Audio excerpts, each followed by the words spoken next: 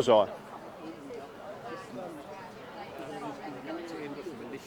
What it is, but just tap it until he puts it on because he switched it off there. So just No, it's not. there he is. Okay, I can see you. So just wait. Right, hello. 210. Hello.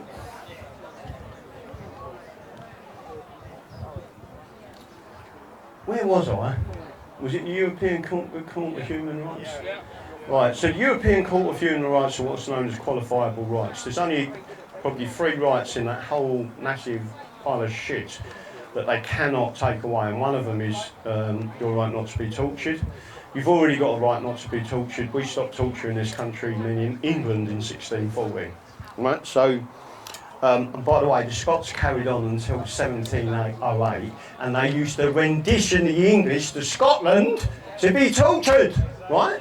So anyone, and I'm not having a go at the Scots, right? What I do is tell the real history, right? So and they go, no, that never happened. I said, yeah, it did, right? And you tell the history of it. There's loads of things I could tell you about real history. But getting on, this is really important about the conventions.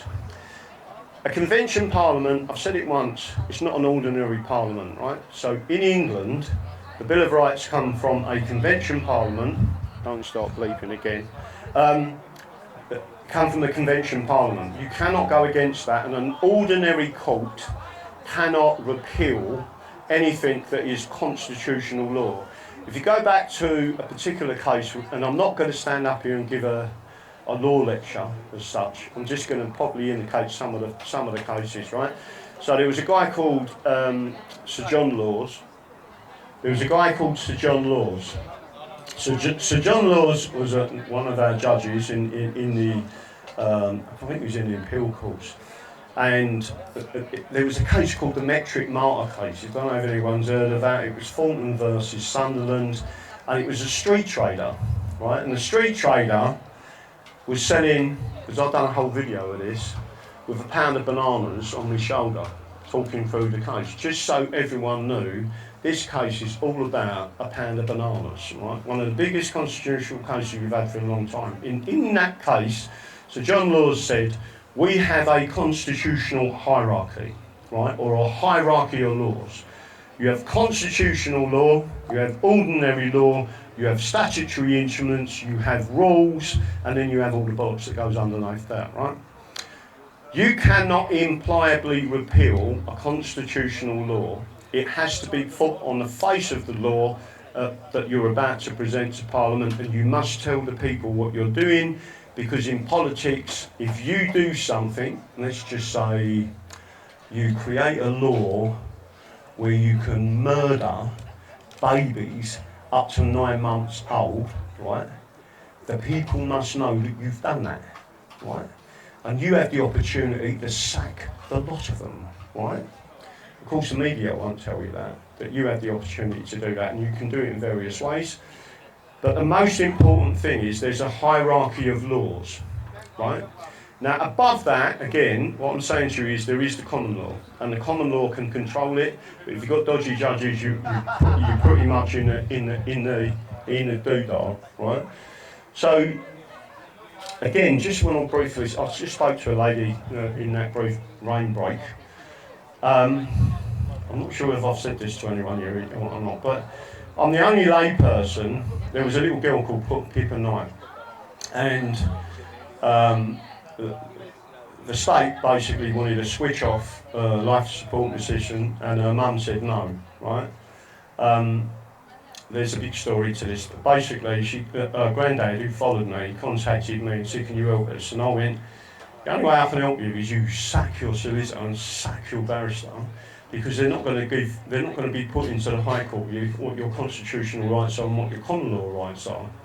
And we put it all to this judge, and let me tell you something, this judge did not like me. This was in the family courts, and he ruled that they could switch off her life support system. She was 5, and then I took it to the European Courts of Justice, and I'm the only lay person that I know of from the UK ever to get an injunction against the British government, right? So I stopped them from switching off her life support system, right? So then all I'm saying to you is, when I say I've done things, you're not going to hear about them, but I do things, right?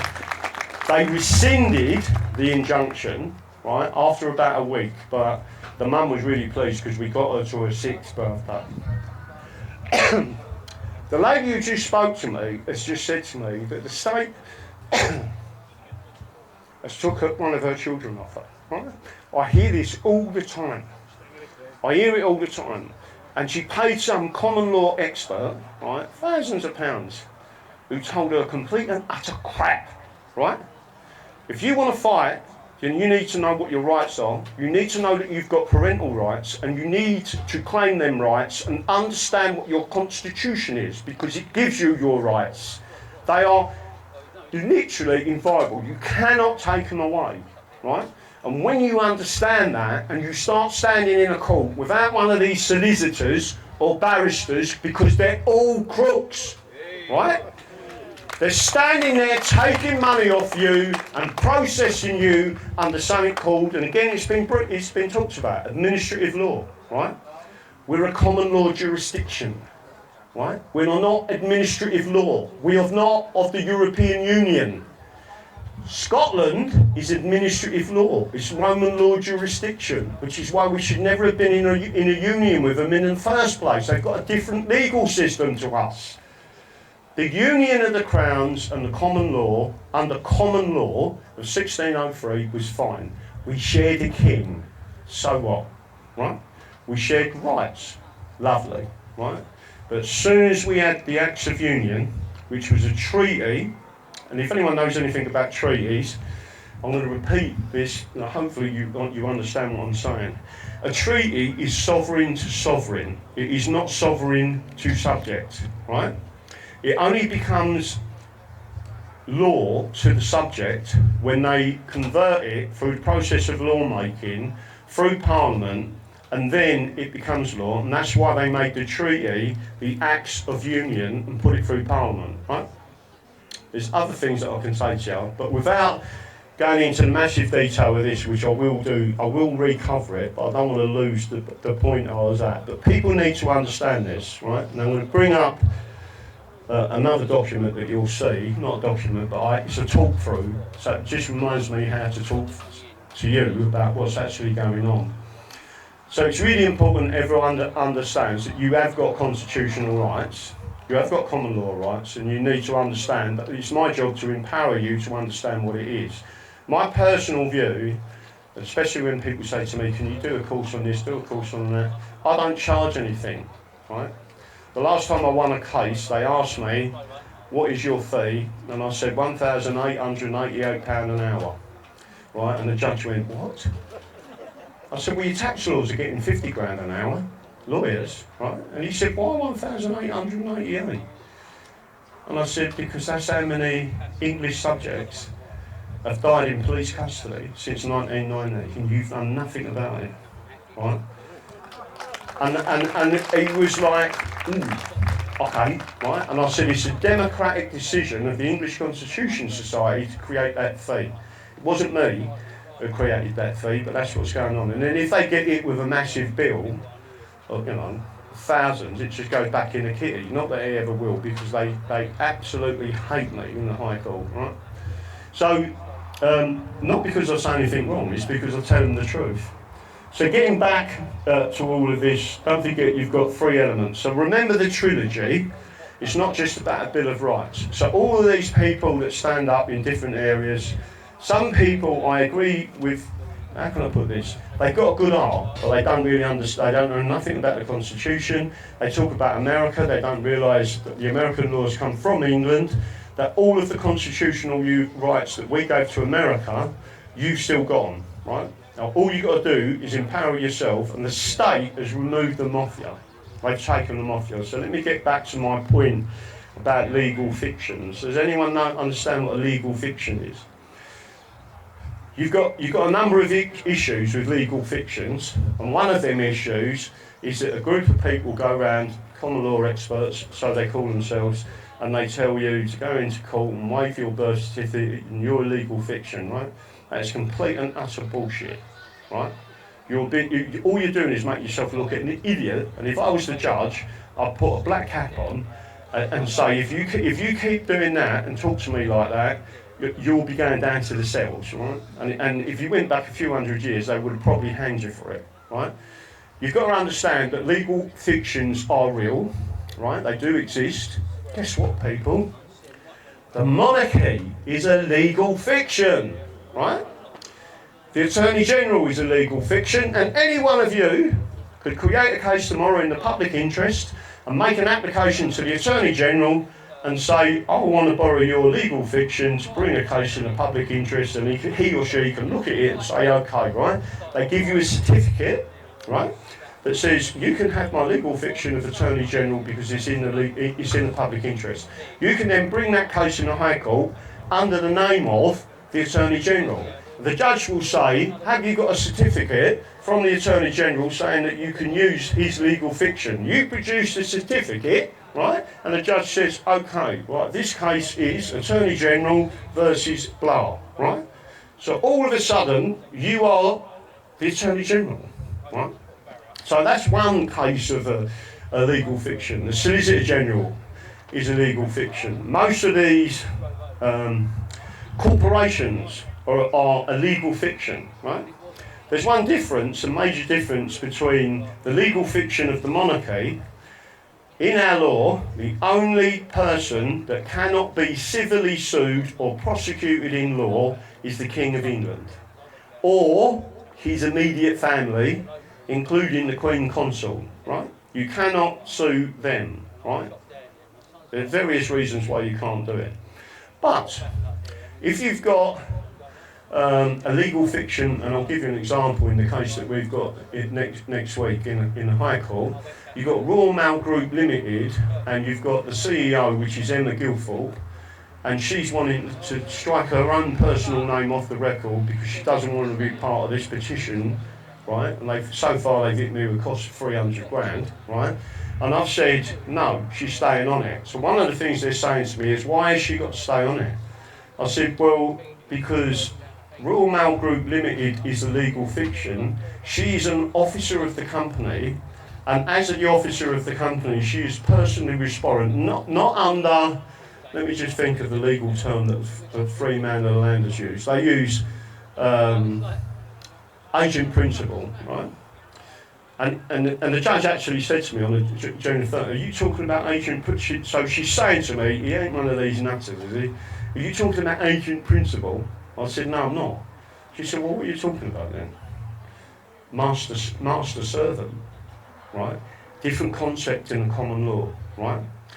And I know I can explain it to you, but I won't go through the whole details of it. The point being that Emma Guilthorpe is the master, and the people that work in Royal Mail Group Limited are her servants. They're her employees, right? So therefore she is personally responsible for what they do under her own name as an officer, right, Chief Executive Officer of the company. So there's a big argument going on in High Court over this.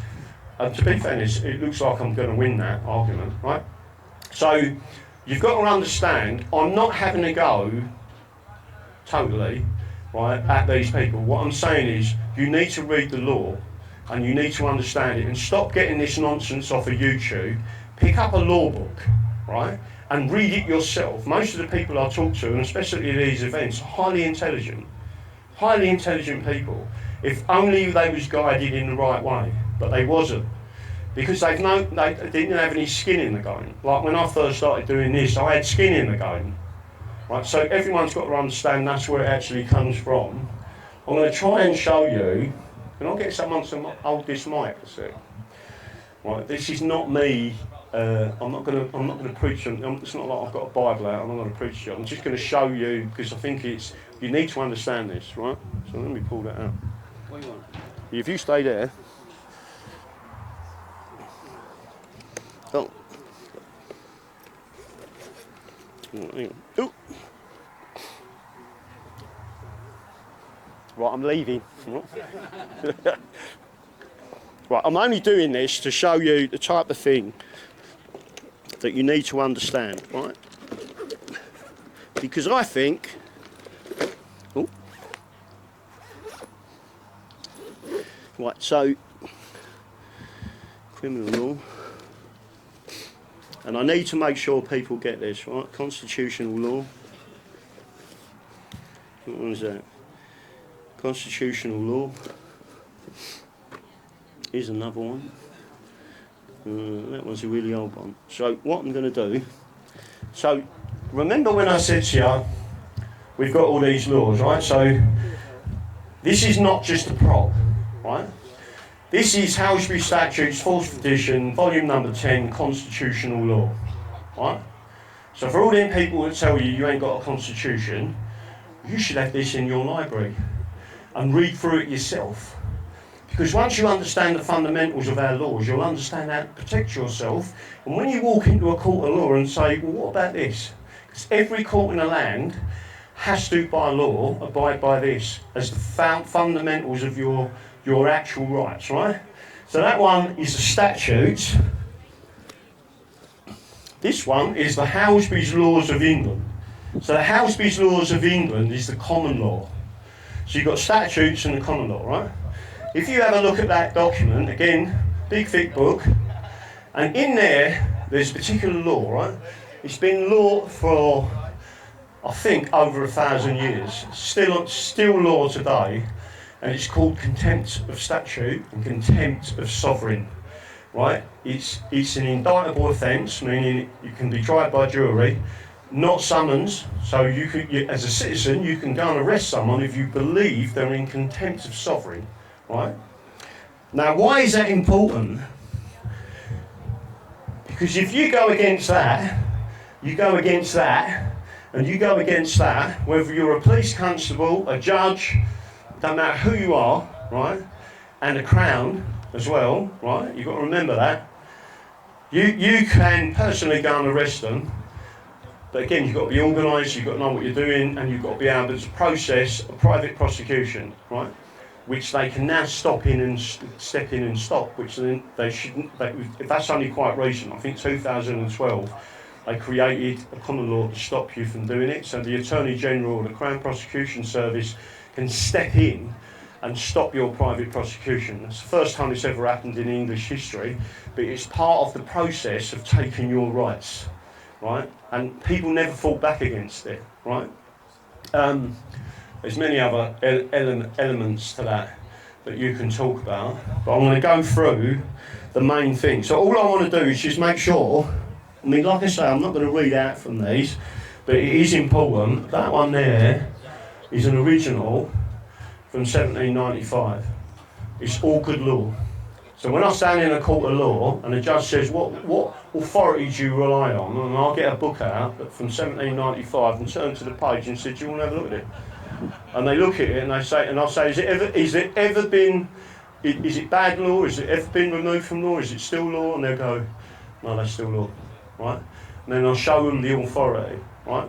You must show them the authority, and part of that authority is this. So if they say to you, what is your authority for saying that you have the right to keep and bear arms? You can say the Bill of Rights, the Declaration of Rights, and the Declaration of Reasons. And it's a pre-existing right. The Anglo-Saxons, the English, have always had the right to bear arms in self-defence, to defend themselves, their property and their people, right? They've got a wonderful chant in this area. Do you know what it is? We kill burglars. We kill burglars. We kill burglars, right?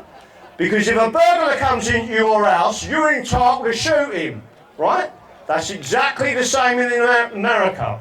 You have got the right to defend your property, your wife, your children, your kids on your property. If they walk onto that property is their responsibility, not yours. Your responsibility is to defend your family. That's it. And it's an English right, right? So make sure everyone understands that. The next thing I want to say to you, people often ask me, where can I go and read this information? So apart from the books that I've just told you, and you only need a few volumes to get up on the Constitution, has anyone ever heard of, it's the Hamlin lectures, but the people need to understand where it come from. So there was a lady in Devon, but she was very rich. Her parents died And when they died, she was left all this money. She was a solicitor, or her dad was a solicitor. So what she created was the Hamlin Trust, right? And as a trust, its main authority was to create lectures for lay people, right? So solicitors and barristers were barred, right? And then you got the top judges, the top lawyers, come down and told you all what the law was, right? So the first ever lecture was called, wait for it, Freedom Under the Law. And there's Tom Denning, who actually created that lecture, right? I don't know if that'll go back up again. That's it. Well, I'll sort of carry on. I'll let them redo the set. Right? We're having some fun here. So the Hamlin lectures. So the very first lecture was Freedom Under the Law. Right. So what I tell all these common law, so-called common law experts, have you ever read the Hamlin lectures? Right. And they've gone, no. What's that? Right. So you've got. What's it? Call that up. Go on. What you've got in the Hamlin lectures is Lord Denning, one of our greatest English judges, telling you what your rights are, telling you what the law is, giving you all of the authorities to rely on, and he's put it there in prosperity for you to go and read it, right? Free of charge. No one's going to charge you, right? Let me tell you something. There's pre-2005, you've got some of the best judges and lawyers I have ever read in English common law and the Constitution, right? There's another one. Do you remember I spoke about a guy, Sir John Laws, and the metric martyr case?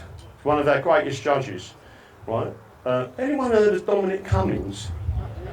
Yeah. Do you like him or you don't like him? No, you don't like him? Right. Well, Dominic Cummings' uncle is Sir John Laws.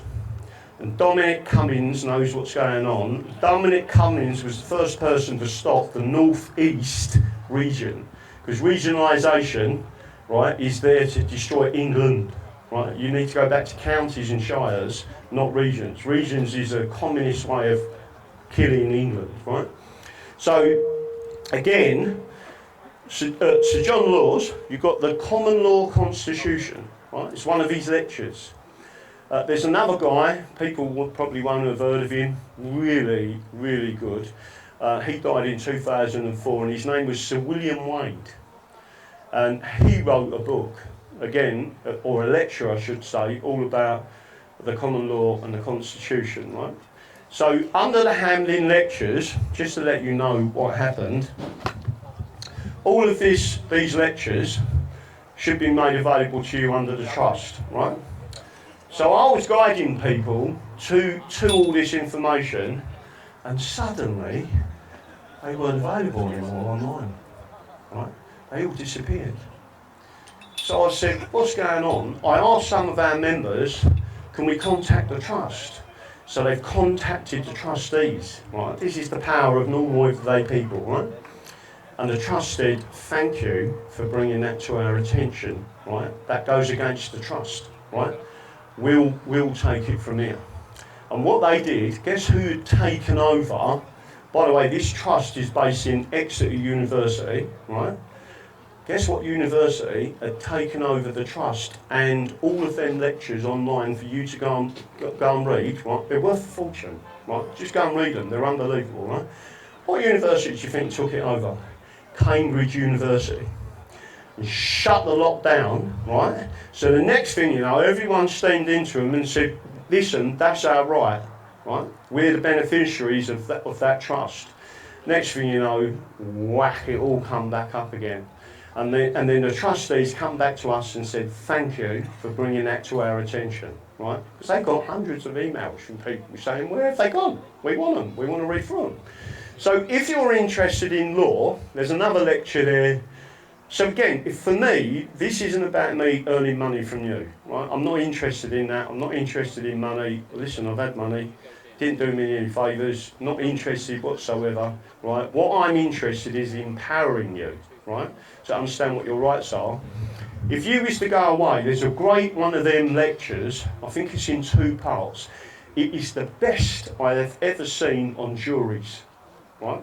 Until I read that, I didn't even know. I mean, you get all these common law experts that talk about the Magna Carta and juries, right? And I had one of them talking to me. I said, "Do you think juries are that fantastic then?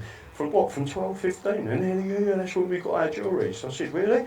I said, "Do you know the juries that we've got today didn't come until 180 years later? And by the way, the juries that they're talking about, they used to press you to death unless you come out with the right answer."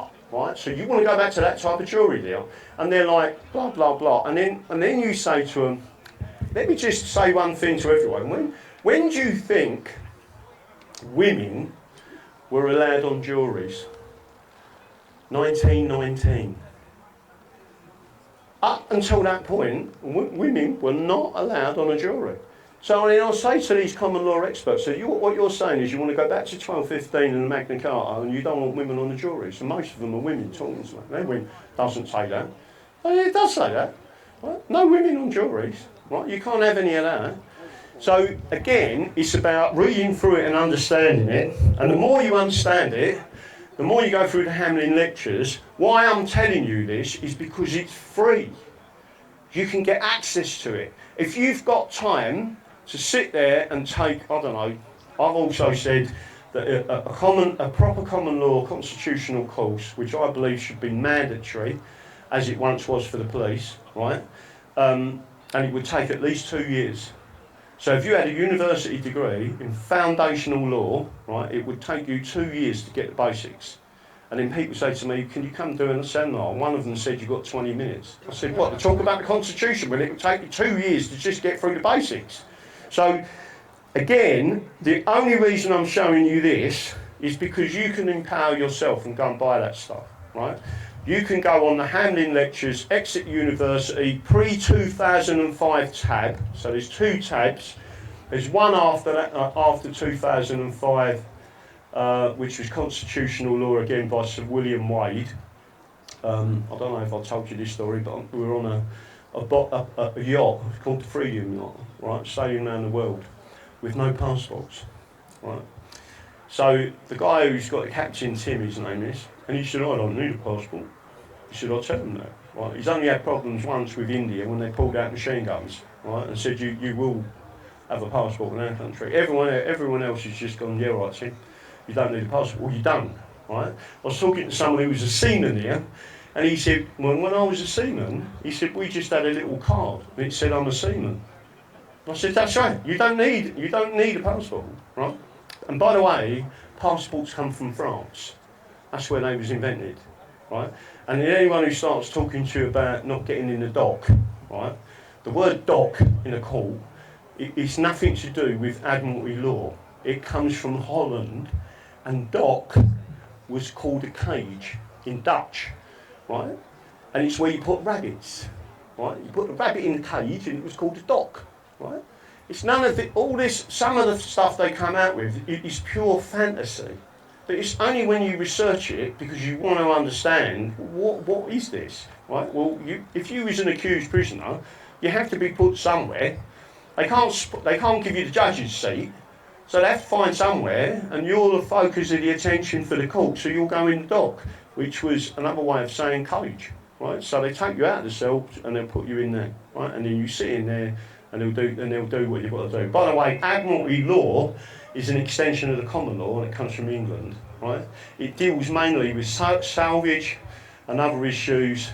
It is not what people are actually saying it is, right? And there is a separate court in the Royal Courts of Justice, which is called the Admiralty Court. There's another court in the Royal Courts of Justice, which is called the Chancery Court, which is an equity court, which deals with trusts. It is a completely separate set of laws. I've got a trust, but there was a lady here talking about trusts, right? Just to make sure you're all aware of it. I've got a book, 3 inches thick. It's called Llewellyn on Trust. It is the Bible of trust law, right? And people often say to me, "Can you sort out this trust and all that?" I said, "I'll tell you what I do." And they said, "What's that?" I said, instead of you spending £2.5 grand on that book, Go on eBay and go and buy the second to last edition. It's about 75 quid, and you read the book Law on Trusts, right? If you are clever enough to know that you need a trust, go and read it yourself. One of the things I'm saying to you, do not be anyone a Christian here. Right, I'm a Christian, right? And by the way, I died when I was 24. I crossed over to the other side. There's a big story to this. I see my mum who died a year before, right, when I was 23. And I am an absolute believer in the afterlife, whatever you want to describe it as. But one thing I will say to everyone is, if you're a Christian, read the Bible yourself and read what Jesus said yourself. Don't rely on some prick standing in that pulpit telling you his interpretation of what the Bible says. You read it, you're the Christian, you follow Jesus' word, not what he says, right? And once you learn that, and you understand there is a set of rules we live by, right? And a set of rules come back to England, and there is a number of cases in English history, right, where a number of our top judges, and I've got a whole list of it, right, and they all said the same thing about Christianity, right? The English common law is God's law, and God's law is the English common law, right? We work by the word of Jesus, right? And that is not me having a go at pagans, right? Pagans are actually quite spiritual. If you ask me about pagans, which I often have, I've started getting attacked online once, and they said to me, "You don't like pagans." I said, "Well, have I ever said that?" And they went, "No, you don't, because you're a Christian." I said, "I'm an individual, ask me about pagans," and they did. I said, "Let me tell you something, there's more sense in paganry than there is in believing a God that you can't see and you can't touch." Pagans worship the seasons. They worship the earth. They worship what gives you and sustains you in life, right? So there's a big argument to say, well, actually, pagans have got a point, right? What was one of the first things in lockdown that they did? They told you to stay indoors, right? Vitamin D, right? Sun, skin, creates it. Why are black people more ill in the northern hemisphere than where they actually live, right? It's because they're not getting enough sun. In Sweden, right, they said to the whole population, and especially the people with pigmented skin, you need to take vitamin D supplements because this is going to damage your body if you live in Sweden, blah, blah, blah. And they did. And not many of them was ill, right? So everyone needs to understand that's what's going on. We need a couple of inputs up, will we? Was it more drink? Yeah, it was. So there's lots of bits. I don't want to. One of the things that I'll say to everyone is I never do scripted. So every one of these events I do is normally on a different subject. The best part of the subject now comes when I get questions from the audience, right? Because people can ask me questions, nothing's written down, and then when they start speaking to me, I'll say, that is the situation, that's how I'll do it there, that's how I'll do it there. Most people come and ask me, I don't want to pay council tax, right? Let me tell everyone now, the only way you're going to get out of paying council tax without having bundles of ag is a group litigation order where you actually go to the High Court as a big massive group, as a group litigation order, and you tell them what the facts are. And the fact is that the Enabling Act for, which was a Local Authorities Finance Act or whatever it was when it come in, right, was created unlawfully. Why was it? Because it wasn't given royal assent, right? They put something else on there. It was about 100 laws that they passed through Parliament, but they weren't allowed to do it. No one's ever challenged it. But constitutionally, you have to have royal assent. And on about 100 laws, and one of them laws was the Finance Act, that allowed or give the authority for local authorities to charge you council tax, right? They weren't allowed to do that. So the whole thing is unlawful. And if you've got a High Court judge listening to 1,000, 2,000, 3,000 people on a group litigation order, right, and said that was passed unconstitutionally, therefore it is null and void, right? And the judge can only do one thing. That's read what happened, which you're going to show them, and then say that was unconstitutional, therefore it's null and void. That means all of your council tax would come back to you. Right? But no one talks about it. When you start talking about these things, they go, well, surely it can't be as easy as that. It is, but you need to understand what the law is and the process of the law and lawmaking, which is really important. But let me see if I can bring up, I don't know how much time we've got left, and I don't want to talk forever. Do you want, we need to put that other big banner up in the middle? So I'm going to put up another big banner in the middle. This is the bit that normally gets people. Right, so if we put this up, I'll talk through it.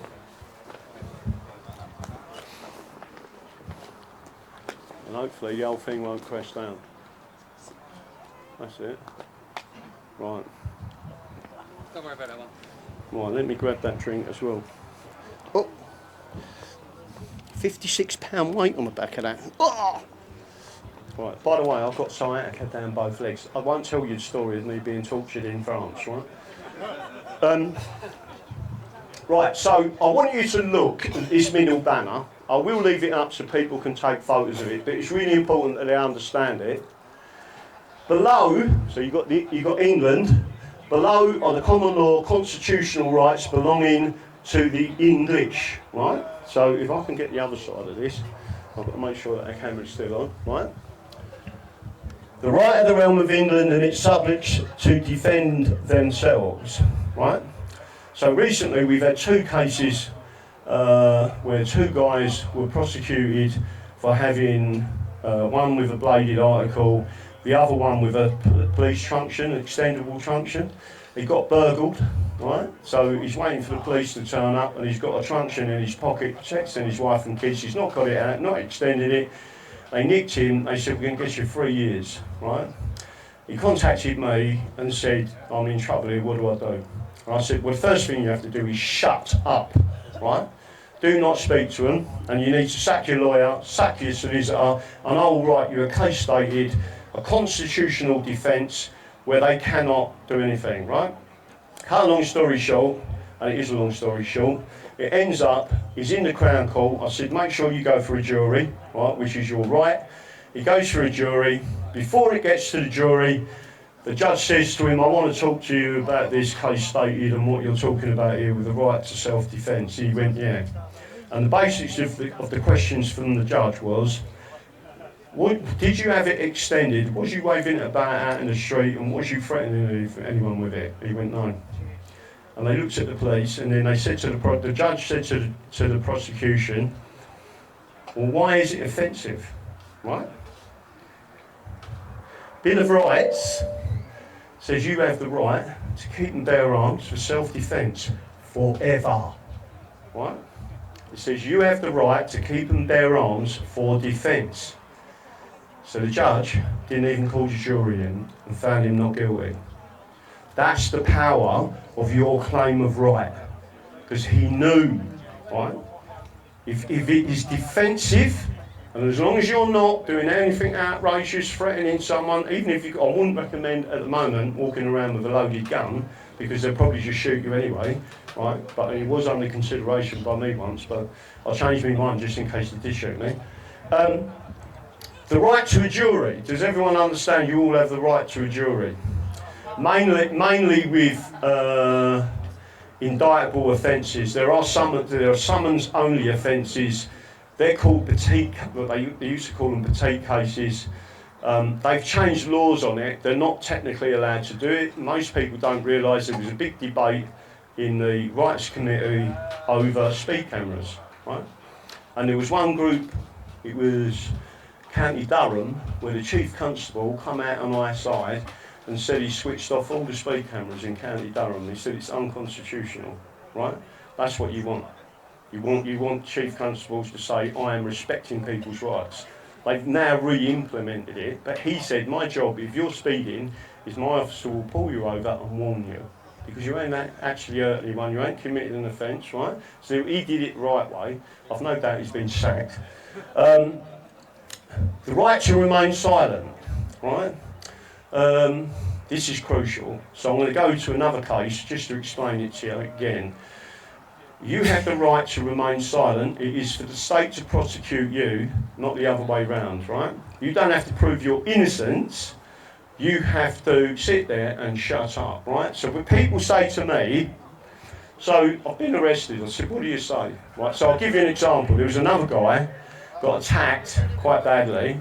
He's got into his unit, by migrants by the way, got into his unit, pulled out a knife to get him away from me. He was quite badly hurt. He never used a knife on him, he just used it to tell him to back off, right? They then called the police. Police arrested him for having a bladed article. They told him, we're going to get you 3 years. Took him to the hospital first because his face was all over the place, and lucky enough he was one of our members. And I said to him, he rung me up and he was petrified. He's never been to prison before, never even been arrested before. And I said to him, what did you say to him? He said, nothing. I've done exactly what you said. I said, what, you're telling me you didn't even give him your name? You said no comment. He said, I said no comment. I said, what happened at the interview? He said, I said no comment. I said, what else happened? And he said, they did exactly what you said, Graham. They'd asked me if I wanted a drink of water or a cup of tea, and I said no comment, right? And there's a reason why you should do that. If you answer a single comment during that interview, they'll put them questions to the jury and make you look like a criminal, right? And they'll put it to the judge, and the judge said he answered the question. Well, yes to a drink of water. Yeah, that's it. That's all you got to do, right? Shut up. One thing I'll say, well, it can be anyone, right? If you're in front of a police officer, and always, if you want to cut the interview short, and it's a woman that's interviewing you, stare at her tits. Don't do anything else, shut up and just keep staring at her chest, right? And she'll find herself so uncomfortable, she'll say, I'm going to terminate this interview, and you go, thank God for that. Right? And they switch the tape off and everyone walks away, right? People think I'm joking, but that is exactly the way you should be doing it, right? Or if it's a man, stare at his, right? So then on the other side of the fence, right? So he said to me, they've charged me and they've told me I'm going to get 3 years. I said, send me the paperwork. So he sent me the paperwork, I rang him straight back. I said, they haven't charged you. I said, they've given you unconditional bail to appear in August, right? And they ain't charged you with nothing. And I said, and the reason they ain't charged you with nothing is because you said no comment all the way through it. They've got nothing to charge you for. And he said, so what happens when I go back? I said, same process, no comment, no comment, no comment. And if they charge you, no comment, get in the dock, ask for a jury, right? They'll say to you, do you want a jury? You say, yes, I want a jury. Well, actually, they won't ask you. You have to demand one. It's an indictable offence. You say, I want a jury. They have to give you a jury. And then what you'll find is they'll just drop it. Because they know what his defence in particular will be a case stated from me that says, I have the right to keep and bear arms in self-defence. And as long as I'm not attacking someone, in other words, being offensive, right? If it is purely in defence, you have got the right to do that, right? It's a right. There is no one who can take it away from you, and then the judge or the jury will find you not guilty as long as you say it the right way. So permits, and so there is a different argument. So let me just say this to you. Does anyone know anything much about Northern Ireland? So if you've applied for a firearms licence in England today, right, unlawfully, they say to you, it says on the firearms application, have you got a good reason to have a firearms licence? And then they say self-defence is not a good reason. Not according to our foundational laws, right? It tells you it is, right? Who's the only group of people that can still apply for a firearm, right, and write down self-defence and have concealed carry? Northern Irish. Why? King Billy, right? They have marches every year. All the drum bands, remember they were saying the drums? Follow the drums, right? Same thing. Northern Ireland, they kept with their constitution and they understand what their rights are. And they are demanding their rights, and that's why you can still have a firearm in Northern Ireland for self-defence, concealed carry, right? The point I'm trying to make with all of this is you just need to understand that. Is it difficult at the moment? Of course it is, because you have allowed, so this is going to get into the next part of the subject, very briefly, right? British is a legal fiction. By attaching it to your forehead, yeah, you are no longer English, no longer Welsh, Scottish, or Cornish or anything, right? You are British. These rights do not apply to the British. They only apply to the English, the Welsh, the Scots and the Irish.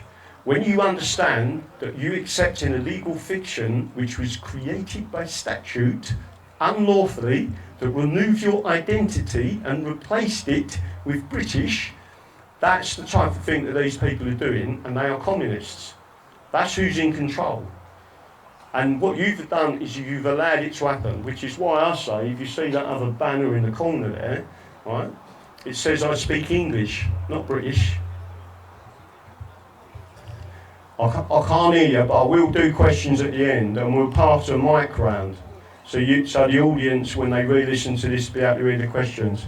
So, the right of property freehold. Does anyone know when they actually took that off you? By the way, you ain't got no rights to property freehold. Right? They actually took it off you. And they took it off you, I think I'm correct in saying this, in 1988 with the lease, something to do with the Lease Control Act. And that means if someone leases a property off of you as a freeholder, after 2 years or whatever it is, they can force you to sell them that property. That never existed until 1998, right? The right to govern ourselves via the county, district and parish councils, which is some of what I believe in this group in the corner, to do with a caddy or whatever it's called, right? Listen, just to make sure everyone understands this, Great Britain is an island, not a country. The country is Scotland, the country is England, the Principality, not to my liking, is Wales, and there's a separate area who have got their own charters protecting them, right, is Cornwall.